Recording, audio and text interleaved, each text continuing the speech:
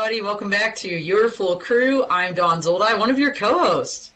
Hey, and I'm Mike Peel, and we are joined here today with Todd Basile, and we're going to be talking about a couple of cool things, especially in terms of eVTOL AAM announcements. We're also going to be talking about some support for drone inspection infrastructure, which is really important.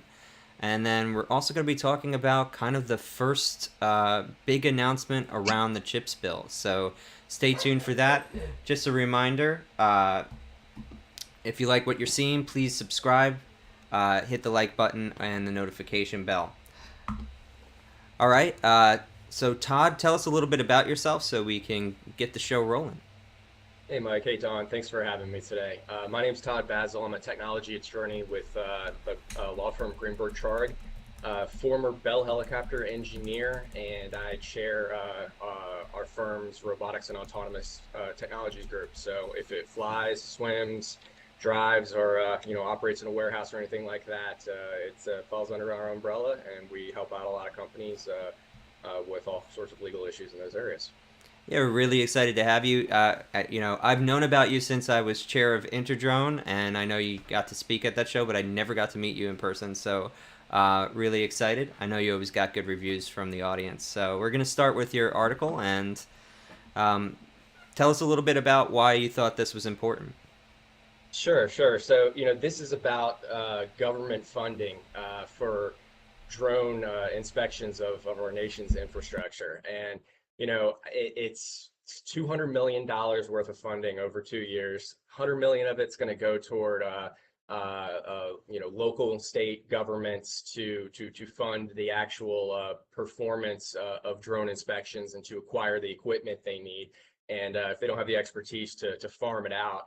And then the other 100 million is going to go to more of an educational piece, actually, to support universities and other sorts of training programs for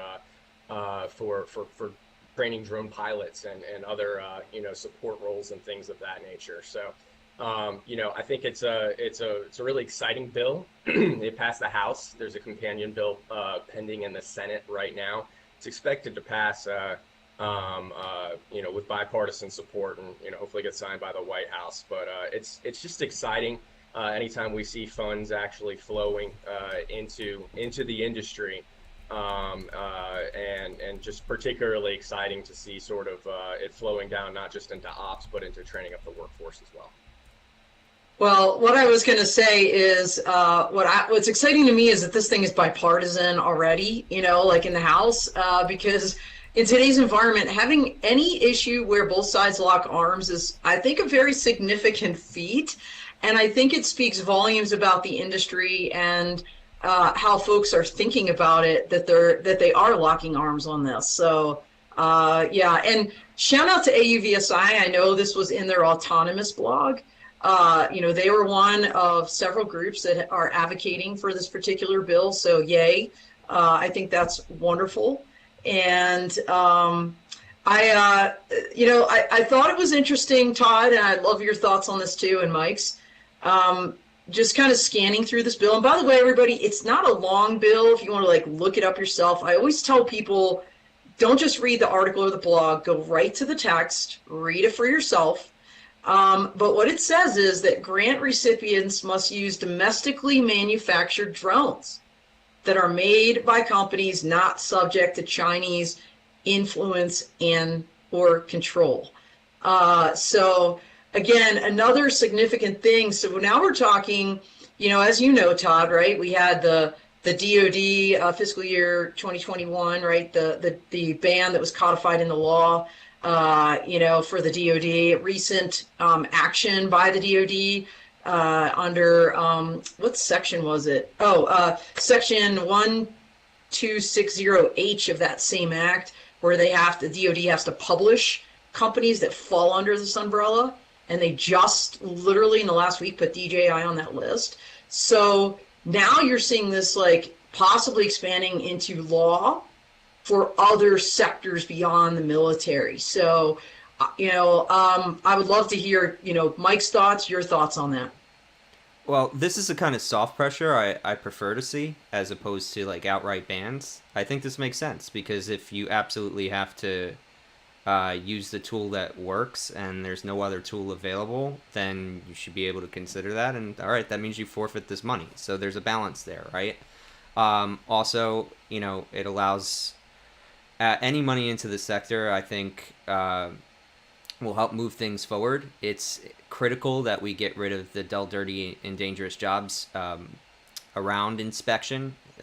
Infrastructure inspection is definitely one of the most dangerous jobs out there that you could possibly imagine.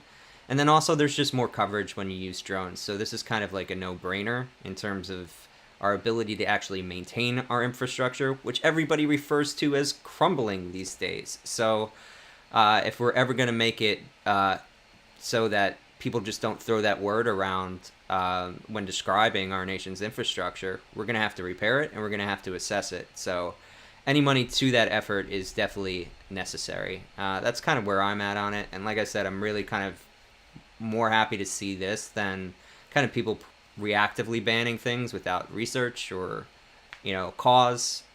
This has cause and incentive, and that's what I'd like to see. Absolutely, Mike. And just to elaborate on your point, I mean, I like the soft pressure too. It's Congress exercising the power of the purse, as they often do. And so, I'm a fan of that approach as well, generally. And I think something else, you mentioned, hey, the dull and dirty work of inspecting and maintaining our infrastructure. Absolutely. I mean, this is a classic use case, very strong use case for drones. But what I also sort of like about it too is, look, these drones are gonna have visibility for the public. Folks are gonna see them being flown around under bridges and alongside other infrastructure, and it's not going to be in that sexy sci-fi futuristic sort of context. It's just going to be out there doing daily work, daily jobs, and I think that actually might be a positive thing for the industry. A lot of folks think of a drone and they think of a toy, someone's flying around and spying on you in your backyard, but if they see these things out there doing real jobs and having real benefit, and not in places where people are terribly concerned about privacy, I think that's a good thing for the industry as well.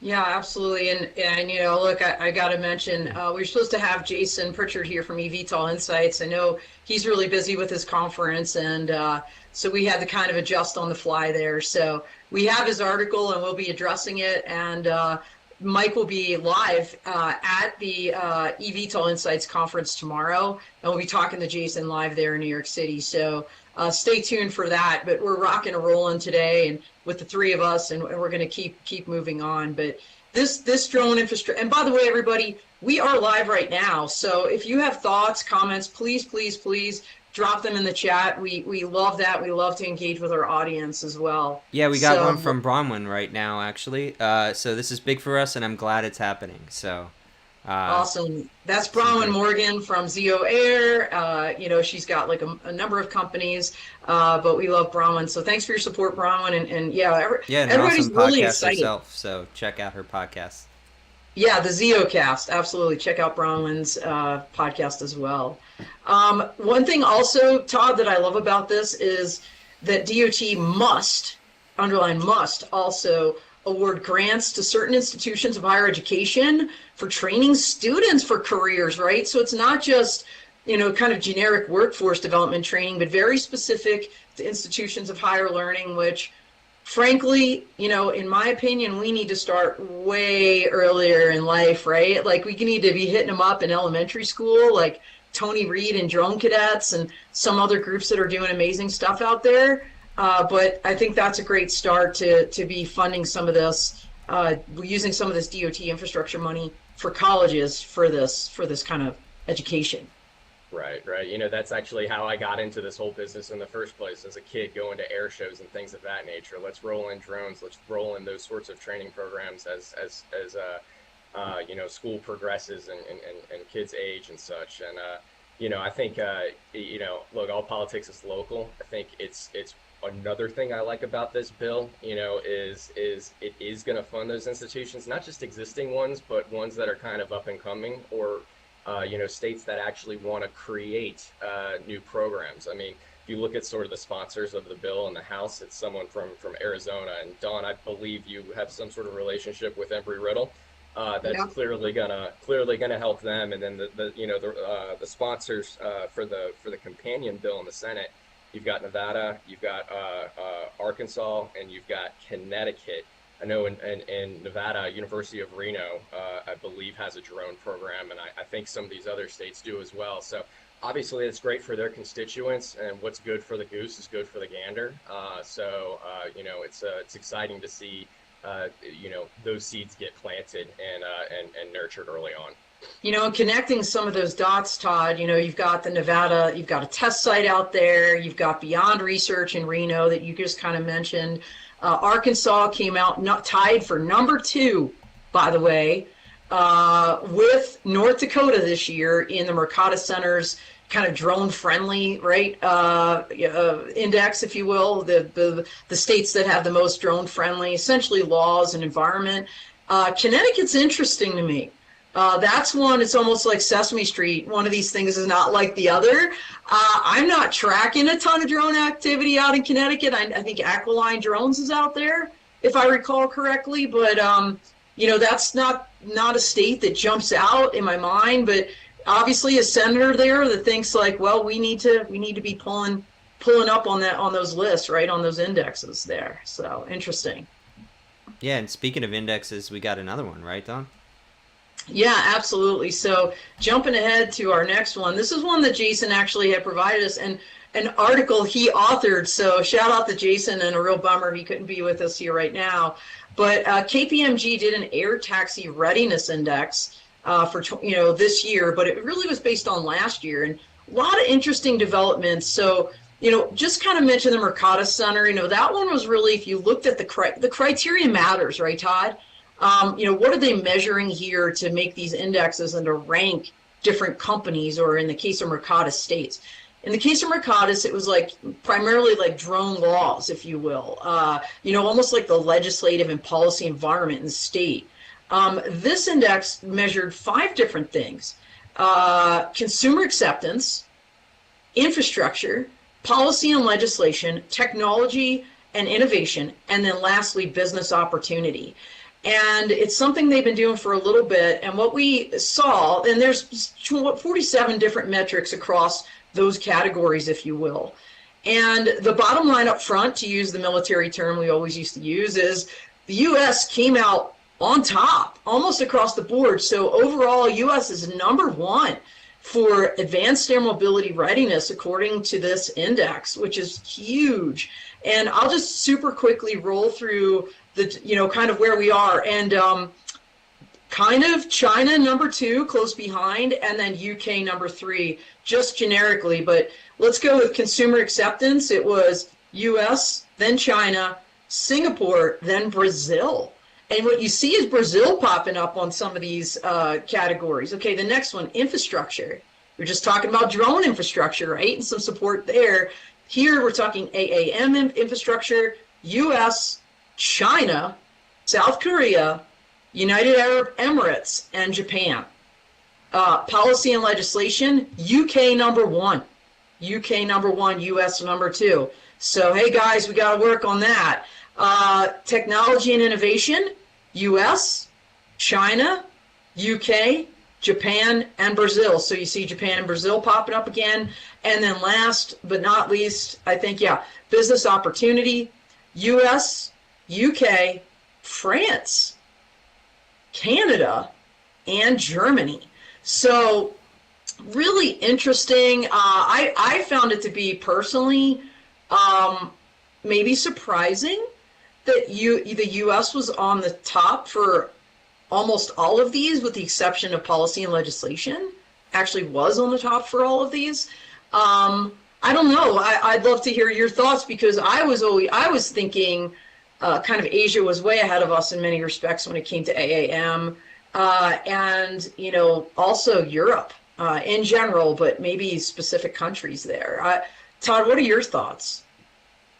I was surprised as well, Don, to be honest with you, especially on the regulatory front. I've always thought of Europe as a little further ahead of us in the adoption on the regulatory front. But the social acceptance piece is interesting to me because, privacy and data security are really, critical issues over there in Europe with the GDPR and all of that. And so, I don't, pretend to have the pulse of the European market probably as much as you and Mike do. But I wouldn't be surprised if that's actually somewhat of an impediment to acceptance.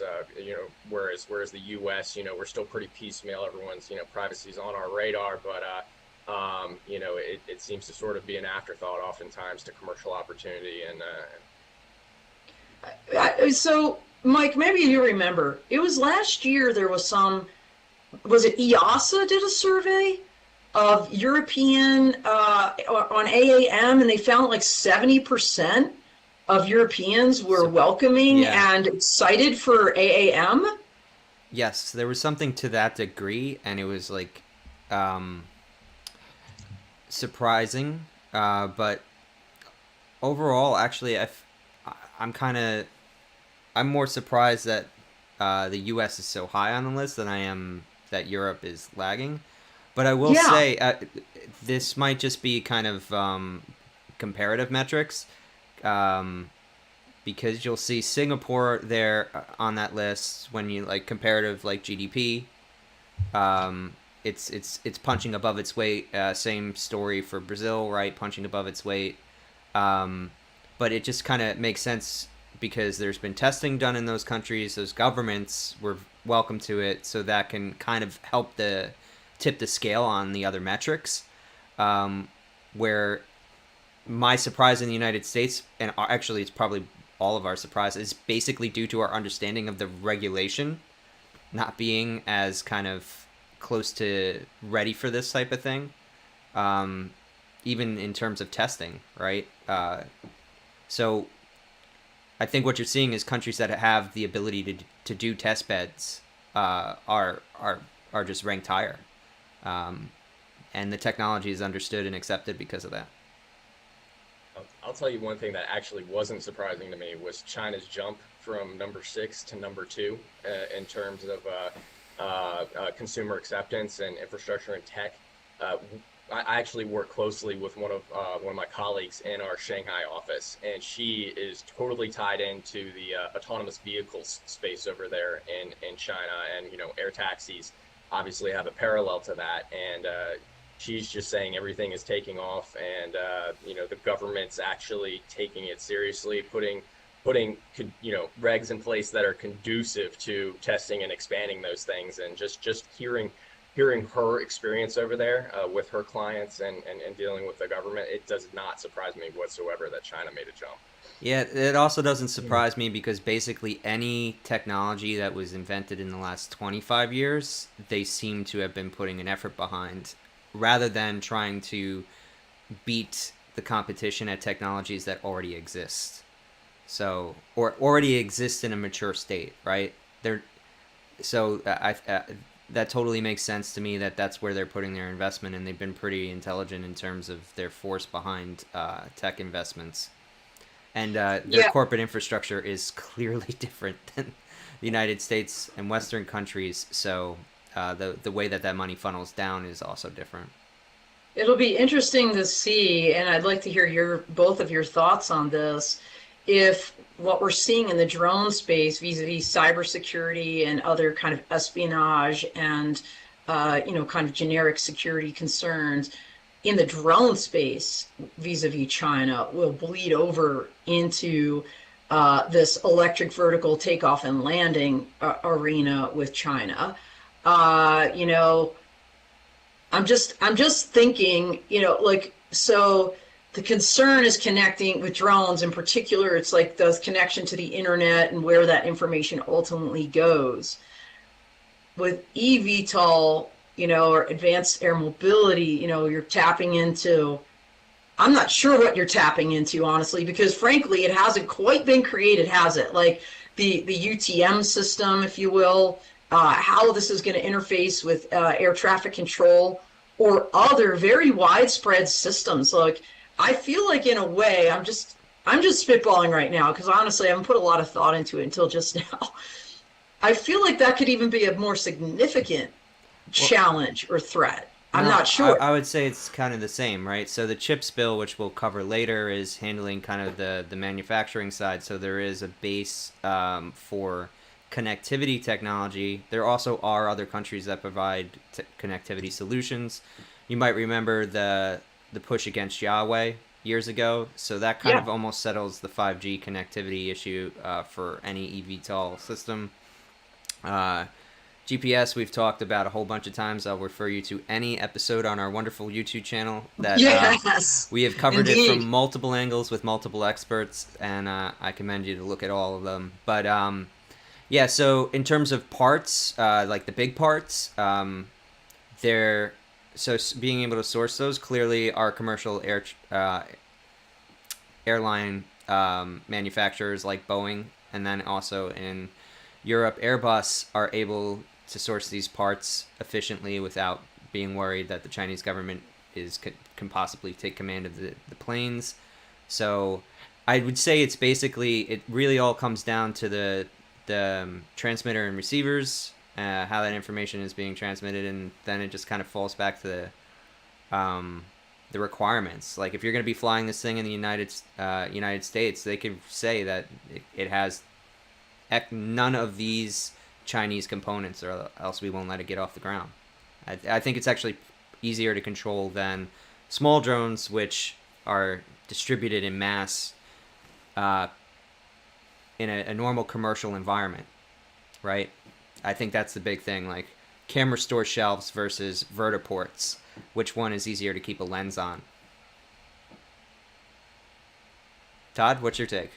Hey, Mike, I mean, I think you hit the nail on the head, frankly, with that. You know, the ability to control and regulate will certainly be far easier, I think, on on the vertiport, you know, on the eVTOL side of things. You know, so I think, and you know, you actually touched on something I probably will hold off on for our talk about the CHIPS Act. But I think, you know, on top of that, look, that you've got the tech piece figured out, absolutely. And then, you know, as we're all probably aware, you know, the implications you mentioned, hey, the taking over of the aircraft, that's obviously a concern. It's a concern they have in the autonomous vehicle space. And, you know, I wouldn't be surprised if there's even stricter rules, depending on what sort of airspace, you know, folks are going to be flying out of, where that vertiport is, where that, you know, final destination is.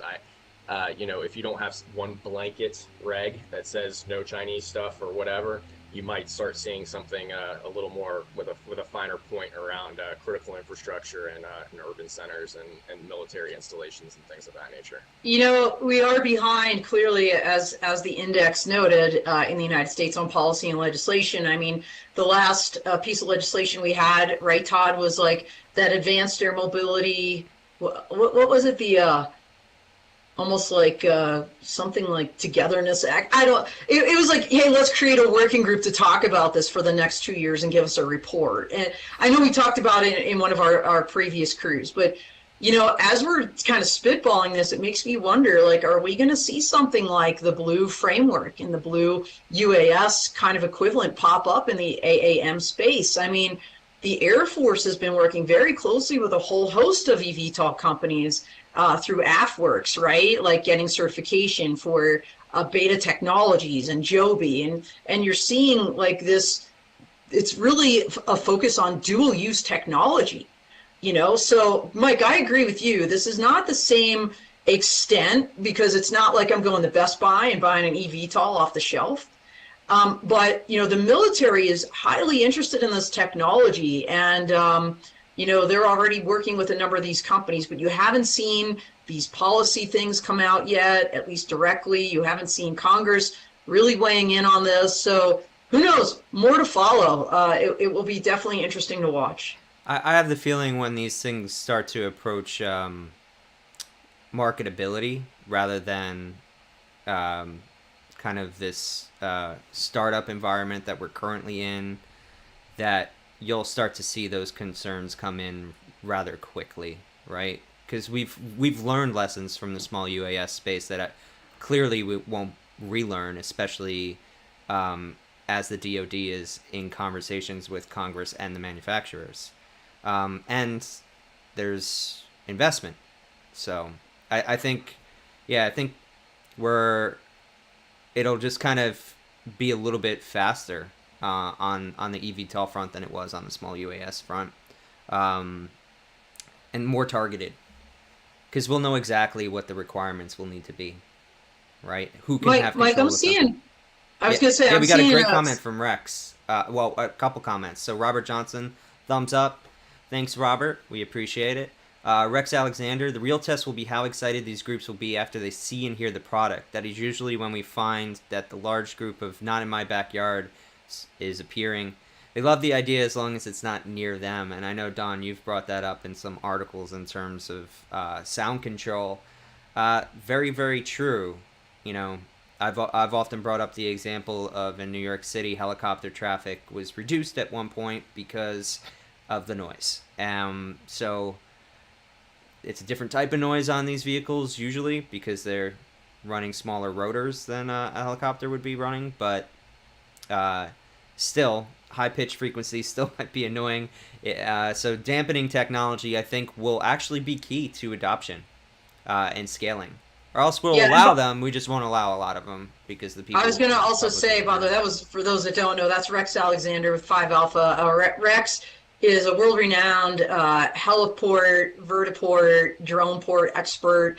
So yeah, and he's a helicopter pilot, so he knows, like, he's seen the pitchforks come out, and he's testified. You know, as you said, Todd, you know, politics is at the local level. You know, he's testified before zoning boards when someone wants to create like a private heliport and they all come out with their pitchfork. So, you know, Rex knows from personal experience that exactly, as long as it's not near or in my backyard, should be good to go. So very interesting. And that, Mike, is our next article the one I proposed? Yeah, but we just got to take a quick break to thank our sponsors. We've got Aiken Gump, which we've got an exciting podcast with them, and Susan Lent, and who from Neuro? Oh, Greg Rogers Greg from Rogers Neuro from Neuro. AI. They make autonomous ground vehicles, cars and trucks. So yeah. Yeah, so that's exciting. We got our Aiken Gump podcast coming up on Thursday. Promo Drone, that's Jamar Williams. If you don't know him yet, check him out on LinkedIn. He's doing some amazing work with our friends at a Global Aerial Management Group. Dragonfly, who's been a big supporter from the beginning, and also Elsight, who's been supporting this podcast and Dawn's work for some time now. So we want to thank our sponsors for making this show possible, and we also want to thank you, our audience, for helping our channel grow. Yeah, so let's head up to the next one. So this one's from you too, Dawn.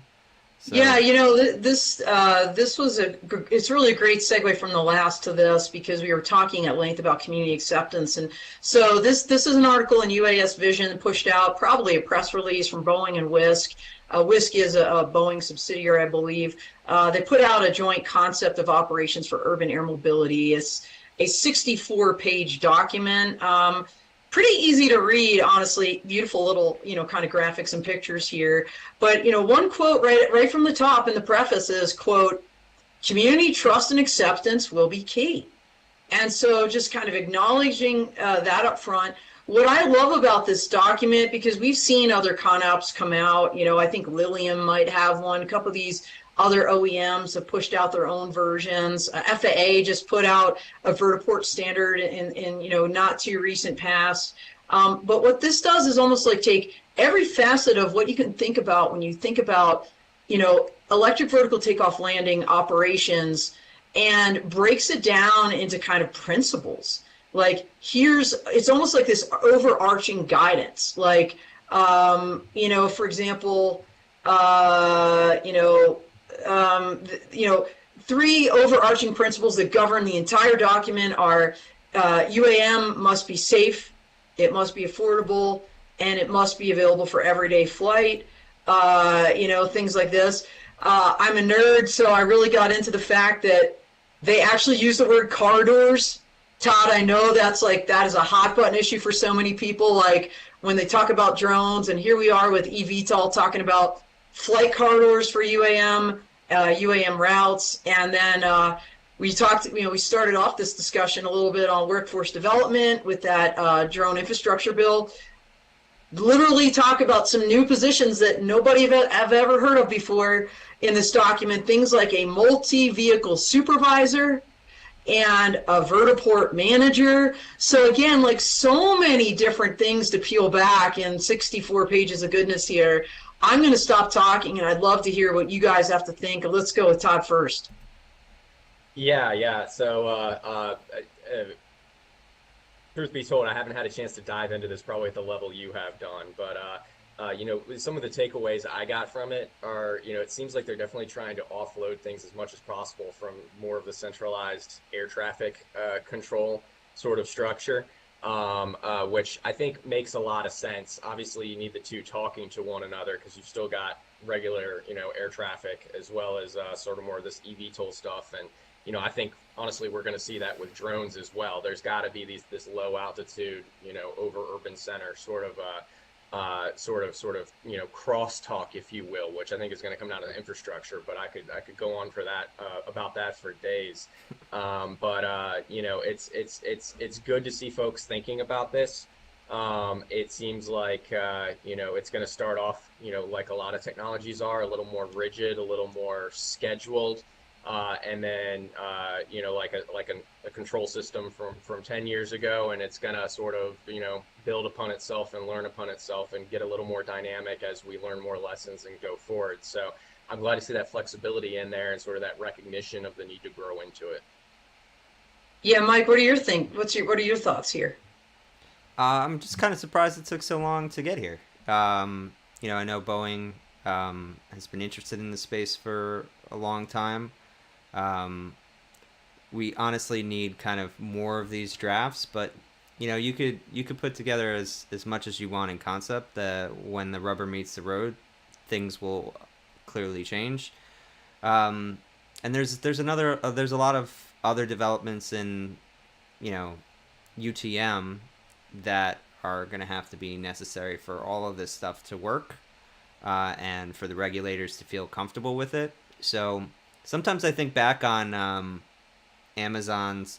If you want to sponsor the show, Amazon, please stop listening right now, because I remember years ago they had almost a laughable kind of like breakup of the airspace. It's like, this will be where the drones go, and it was like 3 bars, which was, I mean, it was cute if you were talking to investors, but it was not a fully kind of developed con ops like this is. So I'm impressed with the quality. One of the things that caught my eye is just literally how distributed it is. So I'm curious again when the rubber meets the road if this is actually going to be as distributed as pictured here, or we might kind of get stopped somewhere along the way. Well, what I also found interesting about this, and Mike, we've talked about this before on this show with other experts as well. This idea of the companies that are going to succeed are the collaborators. And, what jumped out at me as I was reading this was all the room at a really big table for so many enabling technologies.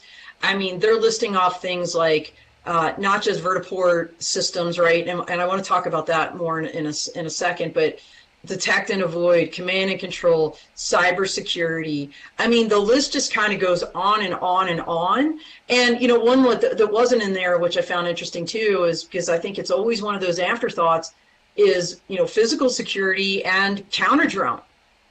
Because you need to be able to protect, almost like an airport. We're talking, if it's not using existing airport infrastructure, you're going to need similar counter drone technology at these locations, just like you're going to need at an airport, especially to the extent that you've got a big passenger on and offloading, kind of commercial enterprise going on out of one of these. So that was exciting for me to see, here's the 50 different enabling technologies that need to be a part of this.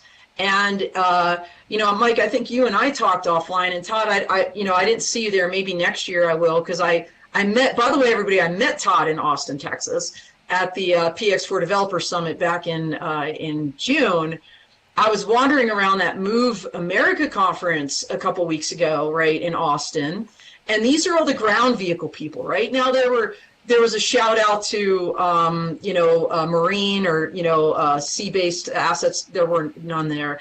And then there was a little bit like air. So you had a handful of OEMs, like Over Air and Elroy Air was there. But again, just speaking, they didn't have booths. So the primary focus was ground vehicles.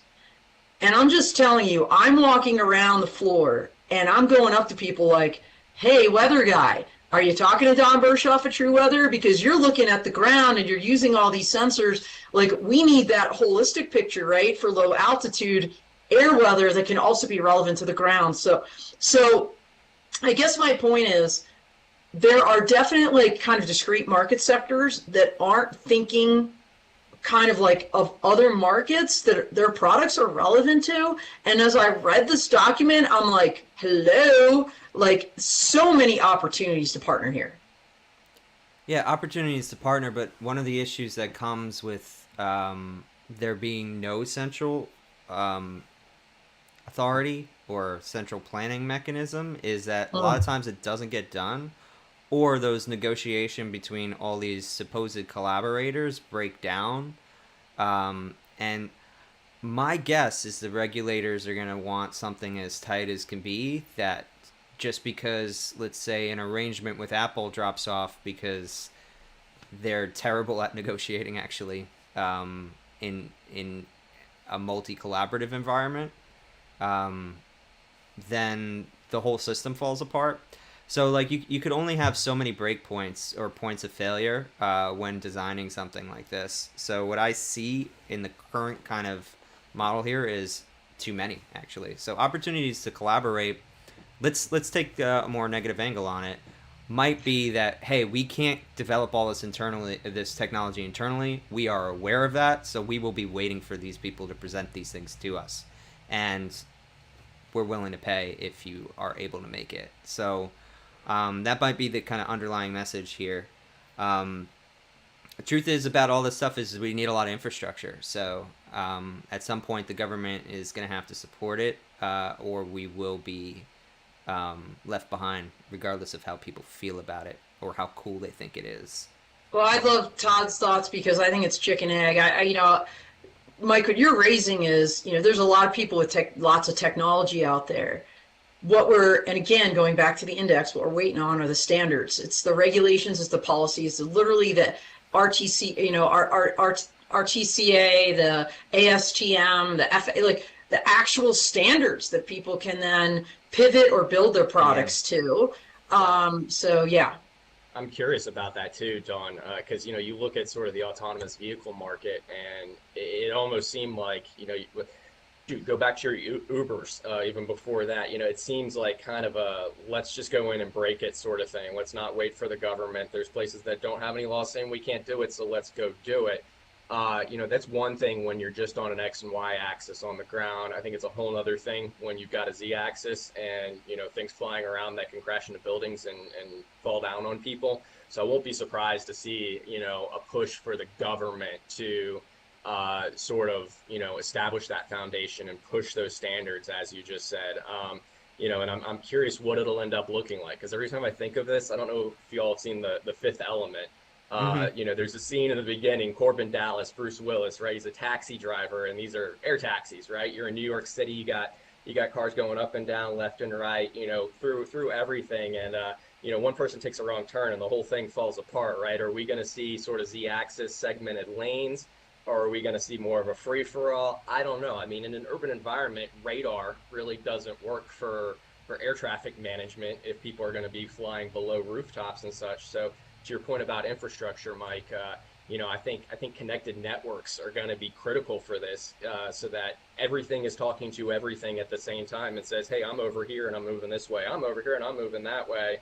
Let's adjust, and not just, based around the buildings and everything of that nature. So, this one is an infrastructure first sort of thing to me, whereas electronic or EVs are more it's the opposite in some ways to me. Let's prove that the cars can do it and then build out the charging infrastructure. So, it's fun to sort of look at this and compare it and contrast it to some of these other sort of somewhat analogous emerging technologies. Yeah, I might add some nuance to that and kind of leave people thinking a little bit about it. So there was a recent article in Bloomberg.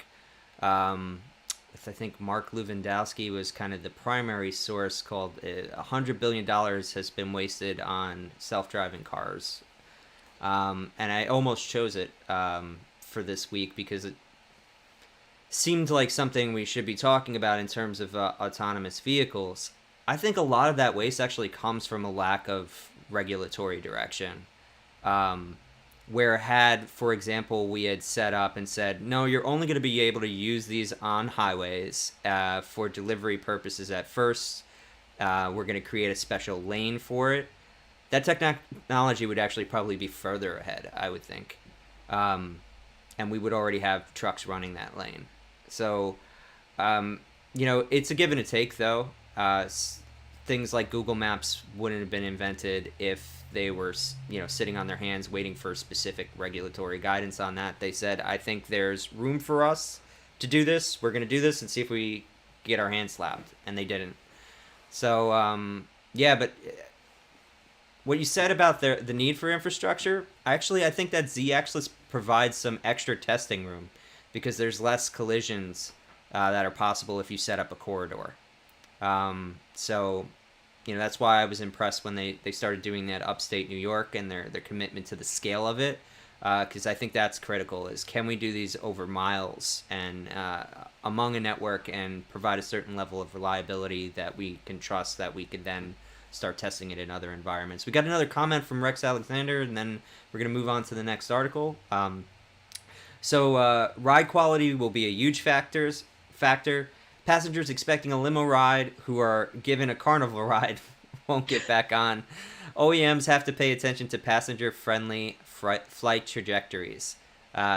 Amazing insight, and I like the kind of color commentary there. Thank you, Rex, for providing that. Sorry, go ahead, Mike. No. I was just going to say, that kind of goes hand in hand with your noise conversation earlier. Vibrations, I mean, they both come from the same thing. I'm a former aerodynamicist at Bell Helicopter, and, size of that rotor, how fast you're spinning it, how balanced it is, and frankly, what you're doing with it are all going to factor into the voodoo of that noise and of that vibrations. And, I think vibrations go with a roller coaster ride, right? So that's a really great comment by Rex, and I'm interested to see how it drives that technology and how that technology ends up looking different than a lot of the drone technology. I feel like a lot of people just look at a drone, they're like, hey, let me put 16 rotors on this thing because I need more lift, when maybe that's not the right answer. So I'll be very curious to see how those parameters would feed in. Yeah, what you don't want is walking into your vertiport, everybody gets their barf bag before they get on the on the aircraft. It's just like I wrote. Fun fact, Todd. First of all, like huge respect for you and your background, like just amazing. I have none of that background. I rode in the back of an L-39 jet and doing barrel rolls, and I'm just telling you, man. Not fun. My little barf bag was empty when I landed. I'll leave it at that. But the two dudes before me, theirs was not. And you do not want to have that horrible feel. Like nothing. There's almost no worse feeling in the world than being nauseated. It's like horrible. Yeah, we're anyway. Completely unsettled. So yes, and people are not apt to forget that. I had one bad VR experience with a race car, and clearly every other one was fine, but that's the one I remember. Whenever somebody mentions VR, not interested. Can't do it. Yeah, so we don't want to create artificial barriers. So yes, I agree with Rex. Put the time in, make the seats comfortable, make the routes comfortable, think about it. All right, so lastly, we're going to be kind of returning to the CHIPS Act, which was a major act that came out this year that's actually funding the production of semiconductors within the United States, putting our money where I forget the phrase at the moment. Money where your mouth is, buddy. Mouth is, yes, okay. Didn't want to say it wrong, absolutely. So we got some good stuff. Micron is going to invest $100 billion in upstate New York. Onondaga County, which is actually Syracuse, and Yep. New Air, Genius NY, all the great stuff happening at Griffith Airport, same area. So this looks like it's going to be New York's tech bed. They said that years ago. They focused a little bit on drones at the outset, but it seems like they are expanding that. We are looking at production. We are looking at thousands of jobs in upstate New York. And this actually isn't the only thing. I also, at the same time, while researching this a little bit more, looks like the White House, when President Biden was in town, was upstate New York in Poughkeepsie talking about IBM. They have a manufacturing base there. Also, some investment from Intel, again, talking thousands of jobs, billions of dollars investing in the region and for the chip spill. So I guess the big thing for me is I'm happy to see this money. I think at minimum we should have some domestic infrastructure around semiconductors. But I was also seeing things like we're going to pay a prevailing wage. Well, you kind of have to say that. You're not going to underpay people, right?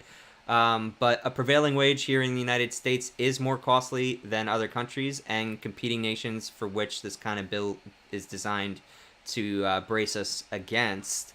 So the question is, how much are we going to actually get out of this in terms of product and GDP? Even if it's a small amount, I'm excited, and I think it does help in terms of national defense. Don, you want to take it first this time? Yeah, sure. I mean, so we've talked about chips before, not just on this show, but also on Twitter Spaces. We had an incredible conversation with Chad Sweet from Modal AI about this. So you can check those out too. But semiconductors and these chips, they serve as the brain of modern electronics, just to dumb this down. So, very significant. And why do we care? Kind of getting back to our first conversation and how we talked a little bit about, how a lot of these chips are being made in Taiwan, right? Nancy Pelosi went there for a reason, China, right? And so the idea that our national security is dependent on being somewhat independent in this. We can't rely on other countries to produce this, especially ones ultimately that maybe at the end of the day may not be, friendly with us. So some big kind of headlines out of this, really. This is one of the largest economic development projects in United States history. So that's a foot stomp. Also, obviously, largest investment in manufacturing in New York's history. The mega fab, what they're calling it, will create nearly 50,000 jobs and plus additional thousands in construction. I had to look this up, everybody. Wasn't there a caveat, though, on that 50,000? Wasn't it 9,000 from the company, but it would be kind of 41,000 in supporting jobs over the next 5 years to build this out? Yeah, so what you're seeing is kind of this peanut butter spread across a whole bunch of different things, including like $500 million community fund, again, to like develop the workforce and things of this nature. So you're seeing, people very deliberately realizing that it's not just the infrastructure. You need the workers to go along with it. You got to give them reasonable wages. You got to give them the training, the education they need to be doing this. But fun fact, I didn't know what a clean room was. Todd he's laughing because, of course, like all engineers maybe do. So I looked it up. It's going to be the largest clean room in the nation, 2.4 million square feet. What does it mean? It's an enclosed space in which airborne particulates, contaminants, and pollutants are kept within strict limits. In industry, clean rooms are used in the manufacture and servicing of hardware such as integrated circuits and hard drives. That translates to 40 football fields in length. It will be the largest one. So that's pretty, and to be that locked down. That environment like that. That right. I don't know. Todd, over to you. You're the engineer. What are your thoughts? Oh goodness, I'm not in that hardcore double E space, but that's an impressive feat in and of itself. If you imagine it, Don, it almost looks like there's in some of those areas there's folks walking around in hazmat suits. Every little impurity or static discharge or anything can Yeah. ruin the manufacture of those things. Static There was a electricity clean is one of room the in. biggest concerns, right? Right, right. Yeah, yeah. Or Independence Day, if you think of that, when, the president, I'm apparently into movies I today. love So that. Everything's a movie. No, right. that's awesome.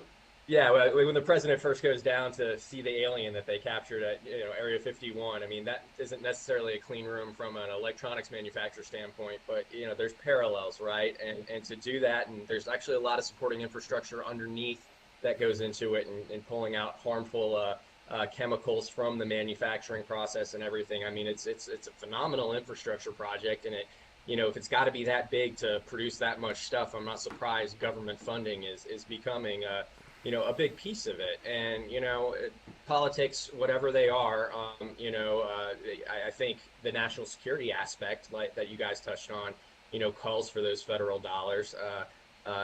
With everything going on with Russia and Ukraine, and then sort of the parallels of China taking over Taiwan. I mean, that's a big deal. Taiwan's number one, or one of the biggest Yeah, we found chip out manufacturers in the world. 60% is coming from Taiwan, and then Right. a good percentage is coming from South Korea. Both of these are actually vulnerable if you're just thinking in terms of, uh, geopolitical positioning, where they are in the world. So yeah, that's a big chunk. Yeah. And I think, just something else that's just kind of personal to me. And Don, you said you're a tech nerd. I think everybody on this call is a tech nerd, right? I do, have a special place in my heart for those revitalization stories as well. Now, I haven't been to Syracuse. I don't know the area, but it's my understanding that a lot of manufacturing pulled out of there Yep. over the years. It makes me, kind of at least think of Pittsburgh, Yeah. and how, they went from steel to, all of a sudden the arts, frankly, but also robotics. And, they were one of the first autonomous vehicle test beds, I think, in the That US is a as well. perfect And so to analogy. think about it that way. Having been to Yeah. both places, that is actually pretty on target. Yeah. Yeah, so going back to movies, right? All the Right Moves, The Steel Mill with Tom Cruise way back in the day. And of course, I'll bring it into another genre of music. You've got Billy Joel living here in Allentown, right? So I'm a PA gal, so all those things are near and dear to my heart. But you're absolutely right. There are so many places like Syracuse on the East Coast. I think of Troy, New York, where Rensselaer Polytechnic Institute, my son went there. Where there needs to be a revitalization, like that was a huge industrial right along, the river there, and it's all just, it needs some help. But so that's great. I love also they're building sustainability into this in addition to revitalization. They're saying 100% of electricity is going to be from renewable sources for this plant, which is amazing.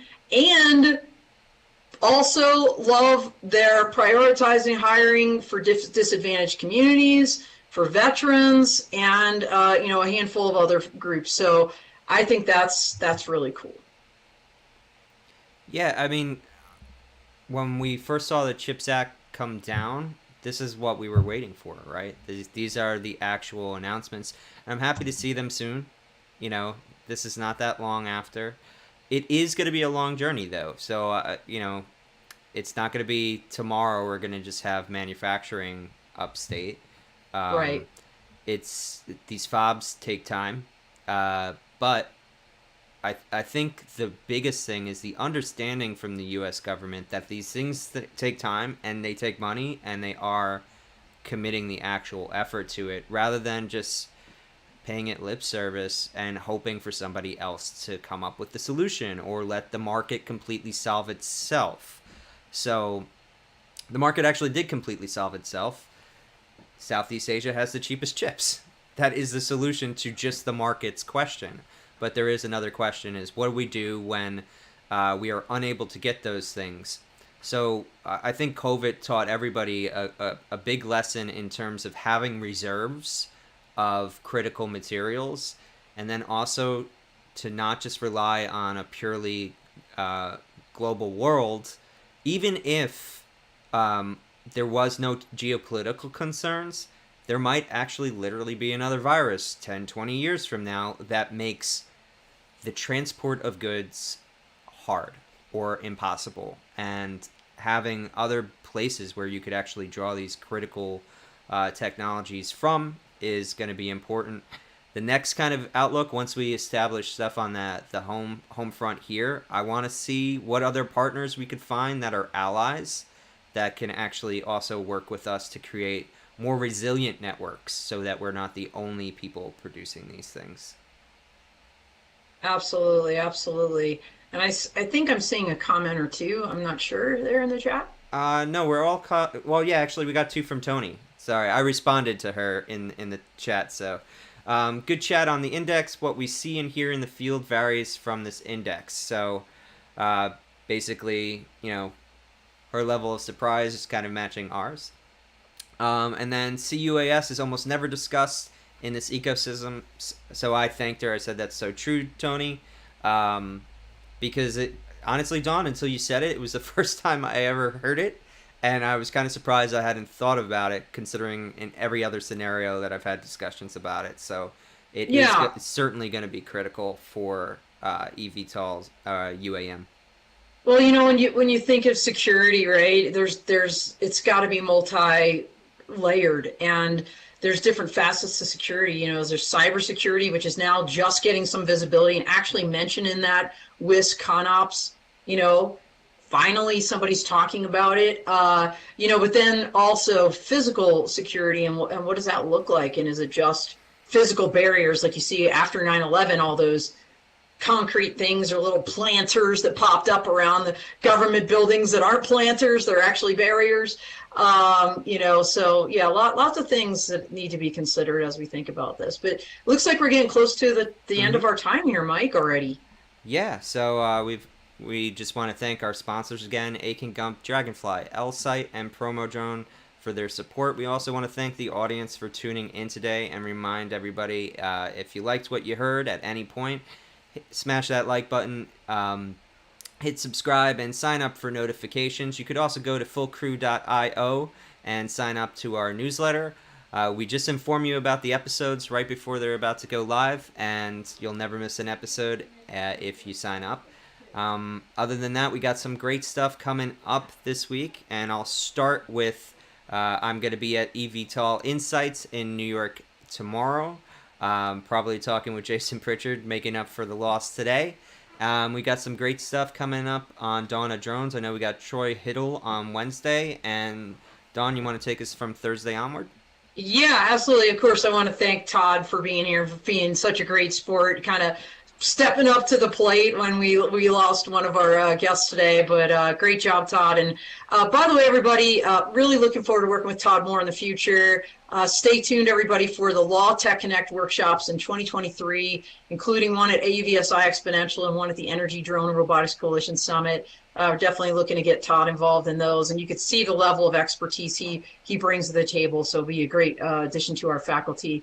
But getting back to tomorrow, Wednesday, Troy Hiddle on the Dawn of Drones, Alistair Drones, a tether solution.